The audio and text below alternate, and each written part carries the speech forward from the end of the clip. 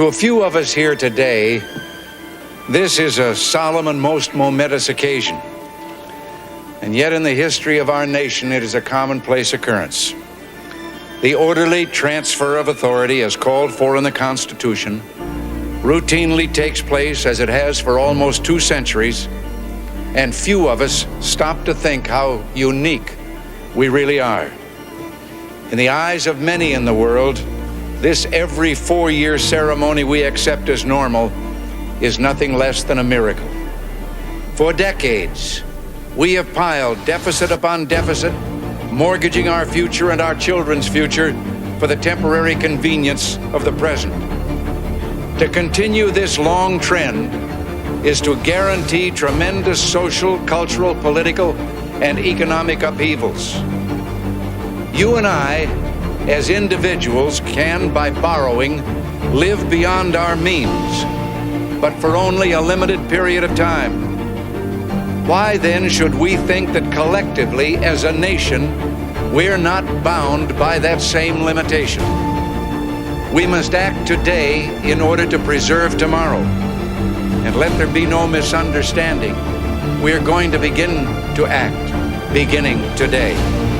If we look to the answer as to why for so many years we achieved so much, prospered as no other people on earth, it was because here in this land we unleashed the energy and individual genius of man to a greater extent than has ever been done before. Freedom and the dignity of the individual have been more available and assured here than in any other place on earth. The price for this freedom at times has been high, but we have never been unwilling to pay that price. Those who say that we're in a time when there are no heroes, they just don't know where to look. The sloping hills of Arlington National Cemetery, with its row upon row of simple white markers bearing crosses or stars of David, they add up to only a tiny fraction of the price that has been paid for our freedom. Each one of those markers is a monument to the kind of hero I spoke of earlier.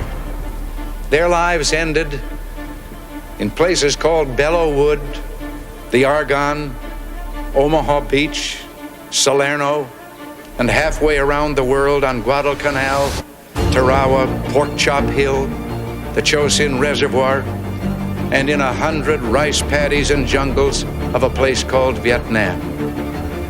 Under one such marker lies a young man, Martin Treptow, who left his job in a small-town barber shop in 1917 to go to France with the famed Rainbow Division. There on the Western Front, he was killed trying to carry a message between battalions under heavy artillery fire. We're told that on his body was found a diary. On the flyleaf, under the heading, "My Pledge," he had written these words: "America must win this war. Therefore I will work, I will save, I will sacrifice, I will endure. I will fight cheerfully and do my utmost as if the issue of the whole struggle depended on me alone."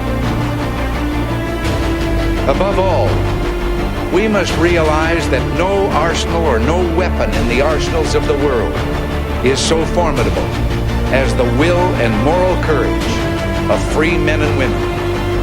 It is a weapon our adversaries in today's world do not have. It is a weapon that we as Americans do have. Let that be understood by those who practice terrorism and prey upon their neighbors. As for the enemies of freedom, those who are potential adversaries, they will be reminded that peace is the highest aspiration of the American people. We will negotiate for it, sacrifice for it. We will not surrender for it now or ever. We are Americans.